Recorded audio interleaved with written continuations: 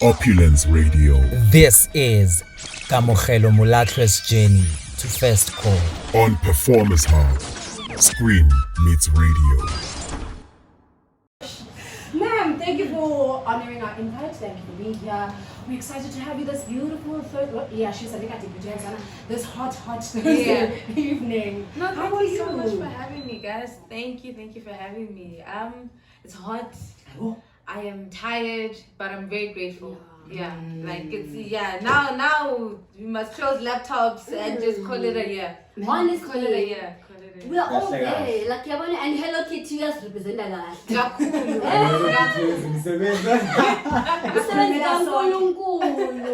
been working hard. She's just a girl. She understands what we're going through. Yeah, she's representing us very well. Ma'am, how are you? Besides the heat. Yeah. I'm good. As I said, I'm grateful. It's been a long year. It's been a year that's had ups and downs. But we're grateful for all the turns that this year has shown us. Gratitude all the way. How are you guys feeling? I'm good. So happy to see you. Breath of fresh air. It's been a year, but we are here. We're closing it off with a pen. Nicely so. With Kamogelo Molatlhoe. Yeah. You're flexing. Now you're showing off. Okay, God's golden boy. No, it's been a really long year, and but it's coming to an end, and we get time to go home and recharge and spend time with our families, and we try again. We try again in 2025, and that's the thing. We don't stop. We can't. We can't stop. Can't afford to. I mean, your infancy cannot get the best of us. Man. Yeah. We're stronger than that. We're bigger than that. But yeah, I feel like we're ending the year quite slow. But yeah, man, guys, it's pushy. Cool. I think it's slow because we're adulting. Hey? Yeah. When we were younger, it was really nice because we didn't have any responsibility. It's like, I must actually now be very strategic. And things are waiting for you, eh? Like you have to get things done. Like they're waiting for you. You can't just like, oh, it's holiday time. I'm going home and everything is sorted. No, babe. The pressure.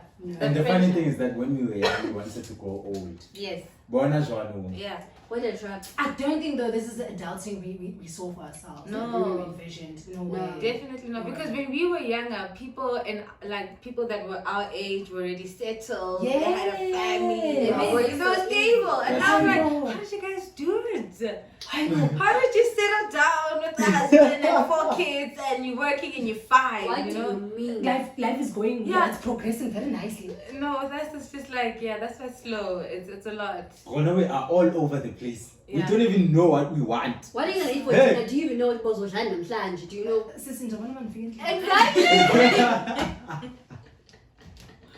No, we need to call God and say, hey, God, next year, please, God, we are not your strongest soldiers. Please put me on another line because, wow. It's all about next year. In distress. Like, oh. Oh man, come on. Listen, we are here to talk about, the segment of the show is called Journey to First Call. And we want to know all about your acting journey, where it started, where it is right now, and where you're headed to. So I just want us to start though with your profile. We will know you as a Bettina. Bettina. And you carry that show. Thank you. You know? So tell us more. Tell us about Kamo before we jump right into it. Okay, so Okamo, born and bred in Soweto. She's a Joburg girl. I went to boarding school from grade 1 to matric. Wow. So that's kind of taught me a lot of independence. I figured out my talent around grade 4. And I took it seriously in matric. It was like serious in matric because now it's like, okay, what am I gonna study next year? And I always thought to myself that, what can I do where I can do it effortlessly and I can make money out of it? And it's always been performing. It was easier to play other people's characters than my own, because also being in boarding school, being a teenager, you just go through a lot that you'd rather play other people's realities than your own. Because I'd mask myself from my own reality, it just became easier to play other people's realities, and I was good at it. And I'm like, I can actually get paid for doing other people's realities. Yeah, but it took a lot of convincing. At home, they didn't want me to do acting. They felt like acting, it's just, there's a lot going on. It's pity, you know, like, yeah, at that time it was during the intersections days. So it was like, hey, HIV, hey, you know, like, you party, you drug. Exactly, yes. When you think entertainment industry back in the day, you was thinking like popping like bottles and like sniffing things. And, like that was all that the industry was known for. So it was really hard convincing my granddad. My granddad is the one that was like my guardian. So he was like, he wanted me to be a business lawyer, you know, to help him with the businesses at home. And then I was like, I actually want to do acting, and I didn't trust, you know, and I had to get my teacher to kind of speak to him. And he was also that type of person that liked to do research. So he would rather talk to somebody that's in the industry to kind of find out, you know, what's going on. And then I just basically, he accepted it. I applied at Wits. Nice. Got in. It really did give me the edge. Yo, I'm still recovering from varsity till today, guys. A lot of people are still recovering from Wits. I'm recovering from varsity even today, but I need to shake it off next year. I need to shake it off. And then studied at Wits, but while I was at Wits, I worked and I studied. So I was a lighting and sound technician because it's like because I did theatre. I wanted to be in a position where when I'm a performer, I can communicate and say, I want my lighting like this and be specific. And I'd be like, hey, it's too much reverb here, you know. But it wasn't easy. Yeah, you know, I wanted to be that performer, you know.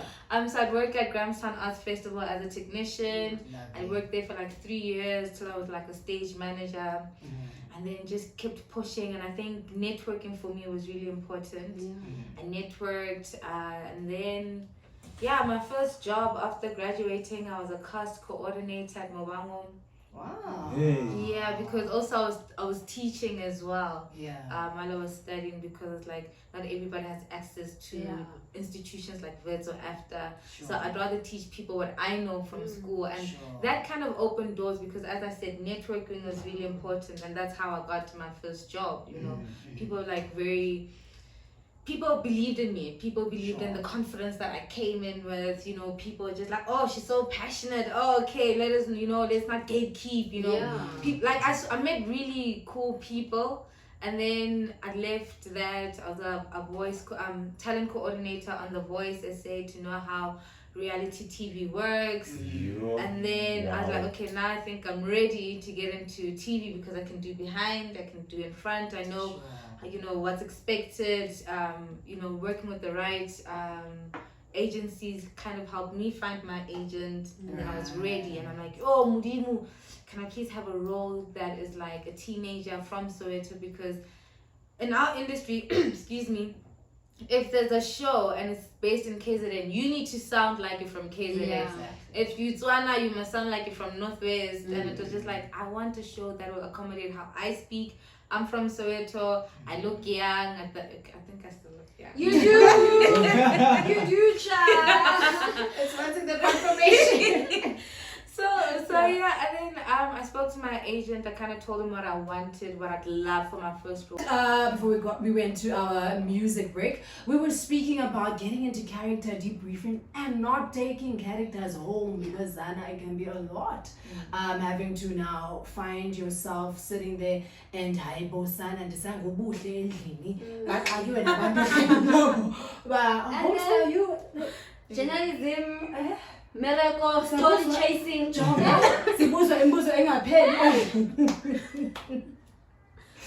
So yeah, we are right there, and she was just telling us also how it's easy for her to get into these characters because script-wise she has a very photographic memory, so it's not so hard for her. Ma'am, na kinali Photo. kinali photo lokugqibela. And I don't have the vocabulary for that one. Ma'am, what do I'm a fellow. Yeah, my fellow. Well done. Guys, we are working on our language. I'm trying. Yeah. South Africa, you have to be multilingual. From my side, but I'll let the team roll with more questions. But from my side, I want to know. So you did say in preparation, it starts way before you reading the script and whatnot. So for me now, it's you're here with the script and you are getting into character. What is those little things that you use to separate yourself from Kamo and now from what's the latest character? Whichever character that you're playing. Yo, that's a difficult one. Yo.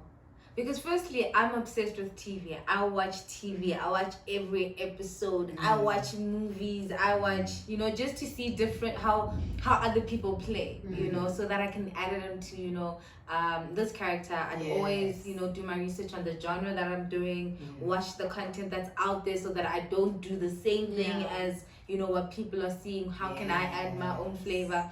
And usually it's in the script, it's not the same as me, but, there's certain elements that I use, and I think that what I use personally would be like comedic timing. That's what I get right, but then I'm mostly also influenced by my co-actors. Sure. Yeah. Just seeing them, and they kind of fuel my character in a way. I don't know if I'm making sense. Oh, I get this. Which leads me to a question, eh? I feel like when you're on set, it's not easier, but it's more doable. Whereby you are feeling it, you're not acting it, you're living it. How do you then advise people to exercise the same thing with shooting a self-tape? When you're shooting a self-tape, it's just you here. Yeah. And you can't fill up anybody else's energy, You have a reader sometimes, which is hopefully you do, right? But like, you don't get the same energy. There's no set here.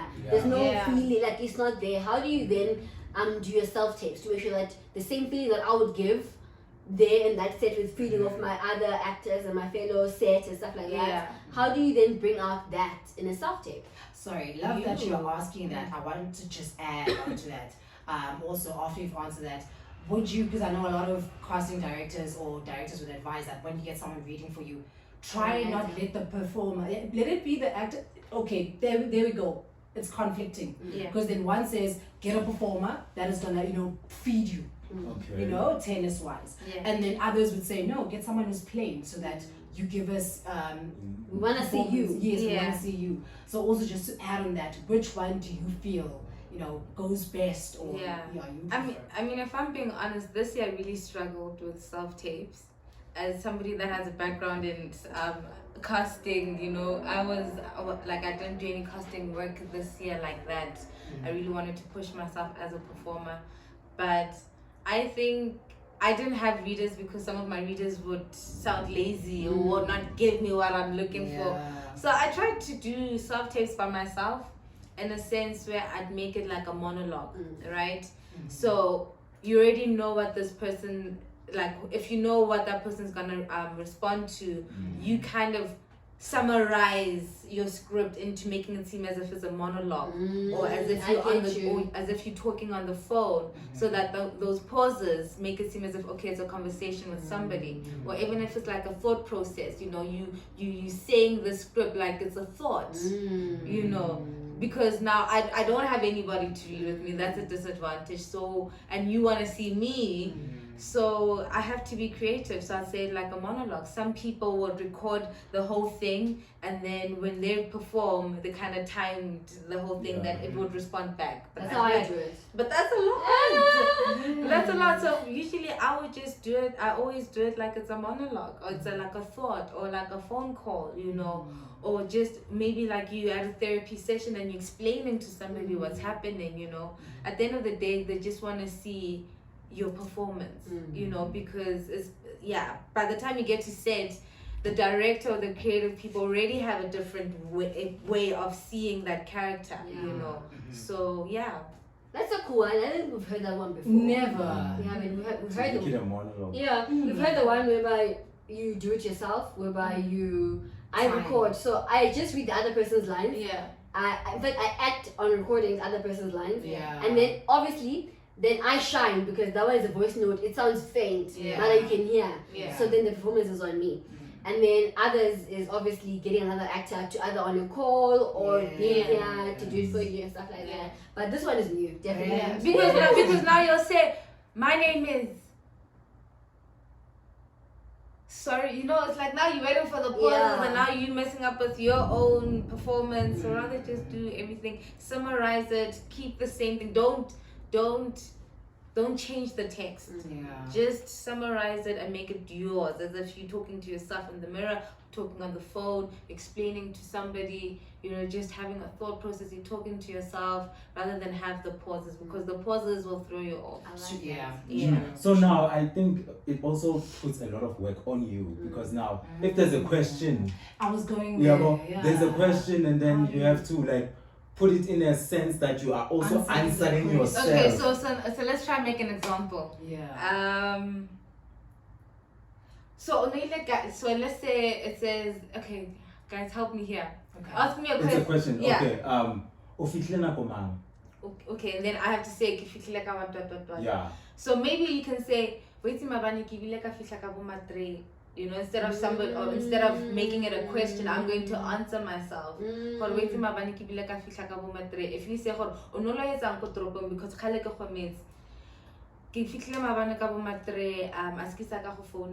that type, you just kind of make it your own. Like instead of a question, now make it a statement. Okay. Instead of it being a question, rather say it as if it's a statement, or answer it like it's a statement. So now I'm asking you now, as a casting, you worked in casting, right? So now a casting director, now they're receiving a self-tape from me and I did that. Is it not like throwing them off because I'm doing something that they're not used to, or something that was not required? But then what is required? So a casting director's job is also not to diminish it. We all know that the self-tapes are pretty hard on talents right now, right? Not everybody has the right quality phone or whatever, that you adapt. A casting director is supposed to see the potential you have that you can bring into a role. There's no, the requirement is, here's the script, please send it to us. How you best do it. Like, I feel like we don't have mean casting directors in the country. It's like, what a waste of time. Unless now you're recording a movie and you're doing this. Now it's just like, what are they doing? But also people don't know. Some people might not know that. Right now we live in a digital era. We have to also, keep up to date. And we don't have workshops with casting directors that will tell you, okay guys, this is what we're open to. This is what channel, for example, if they want to see your tape, this is what they're open to doing. Because now they also don't know how to adapt to this whole digital. It was just thrown upon us to do self-tapes. There's no workshop that I know of. It's like, guys, okay, so now we're not doing face-to-face. This is how we're doing it. Everybody just jumped into the swimming pool. It's like, we have to swim, otherwise if we don't swim we drown. And now you feel left off. You feel left out in the industry. And it's moving quickly. We can see it cover the TikTok, the reels. Everything's happening quickly, that everybody's just doing their best. Because they also do cast from TikTok nowadays. You see a lot of your TikTok stars on these shows, and some of them are doing justice to their roles. Kamu has something to say. But now my thing was, I'm not sure if it's a statement or it's a question, but I was like, there are scripts where you get, and instead of the performance itself is based on the reactions of what the script is saying. So now when it's a monologue that is played like a soliloquy, it's kind of like it takes away from those responses or those reactions to those things that are being asked. But then the subtext, that you don't have to see it, like you don't have to say it, but you can see it. I think sometimes it's don't tell, don't say, show it.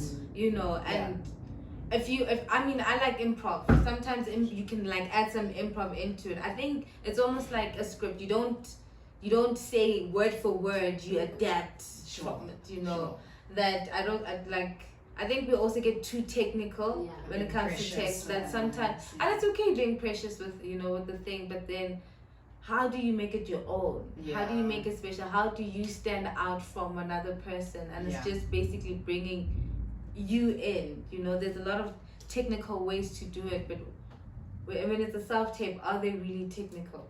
I think that's a question that, as much as I come from a casting background, I don't have the answers. I don't think I mean, at the end of the day, it's about the potential you see from somebody. You know, can this person fit? Can this person learn or grow into that role? Yeah. Sorry. I think that as a casting director who's watching probably like I don't know how many self-tapes, and most of us are probably like do the same way. Obviously, there's a reader, and then comes across this one specifically that's done differently than others. You are bound to remember it. Firstly, it is going to be memorable, and it will stand out. So if I was a casting director, I'd be interested to see more of this. You know, because this person obviously thinks differently, and the emotions are coming out. It stands you apart from the rest of the other 5 or the other 10 are just watching for you. And show up as a character, you know. Like that's also another effort thing that you can put into self-tapes. Look, like dress like how you see the character dressing up, you know. Kind of gives the casting director that, okay, this person actually went into the work, went into understanding and knowing the character by dressing the part. You know, you can't always wear black. You know. So if if a character requires you to have the makeup, if it's a sleigh, you know, they want to see it. You know, just show them something. Yes, they see the talent, but show them that okay, you can actually look the part in a way. So I think my question is, before we wrap up, Samke, the importance of taking care of your skin. Because I think it has always been a problem, or it was a problem. I remember when I was going to castings for TV commercials, when you're doing your ID, they have to look at the sides, like and at some points I felt like maybe that's something that's throwing me off. They're looking at the condition of my skin and they're like, no, we can't take you.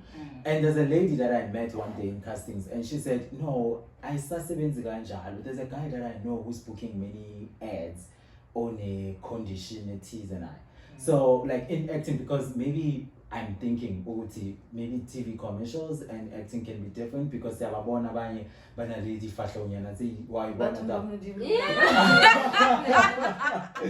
no, not in a bad way. Banally condition your skin. So when I how it's super duper, and that means I don't know. Maybe you're taking care of your skin, or maybe it's good genes. But in castings, especially, how important is that? I think I don't want to like get separated the industries, but I feel like it's like for any industry. How do you want to show up? You know, how do you want people to see you? How do you want to see yourself when you look at yourself on TV? You know, I think it's just sometimes it's more of a confidence thing and not the looks, because you don't know what they're looking for.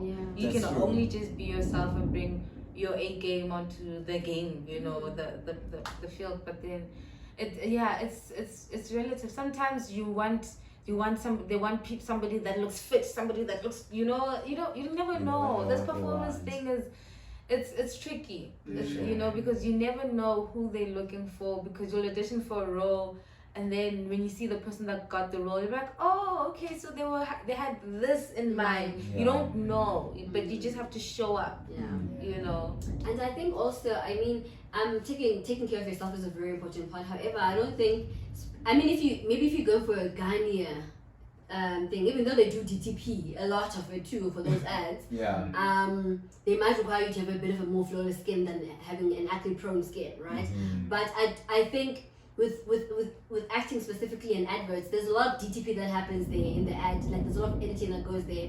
I know they even they go as far as editing the food and the bottles of, if it's a bottle of beer that's cold, they will add extra ice DTP to make it look a certain way. So I think I don't think it's a huge element that might make you not get cast, unless you are going there for a Ghania commercial again. They need you to look a little bit off, But can I just add on or rather interject? When I was growing up, right, I watched a lot of soapies, Bold and the Beautiful Days of Our Lives. Everybody looks good, right? And the more you do your research, you find out that most cast members had gym as part of their contract, right? There's this thing of you can't lose weight, you stay this way, or you must lose weight, stay this way, it's in your contract.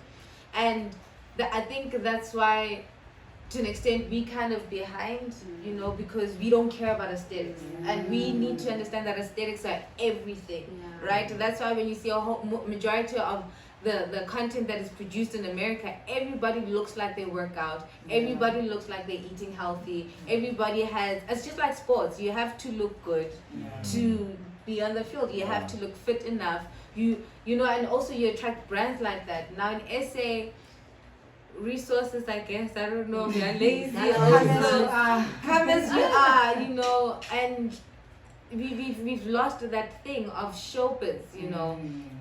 Showbiz, you have to show that you're worthy, show that you're capable, show that, you know, show.